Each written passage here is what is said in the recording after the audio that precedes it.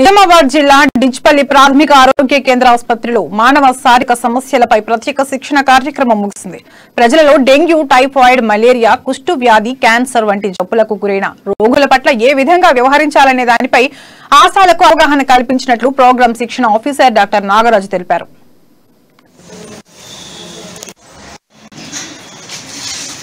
Comprehensive primary health care అని అంటే సమగ్ర ప్రాథమిక ఆరోగ్య సేవలు ఇవి గవర్నమెంట్ తరఫున నిర్వహిస్తున్నారు కనుక ఇంతకుముందు ఎన్సిడి ఉండే నాన్ కమ్యూనికేబుల్ డిసీజెస్ అని, కానీ అదే ప్రోగ్రామ్ను కాంప్రహెన్సివ్ ప్రైమరీ హెల్త్ కేర్గా మార్చారు.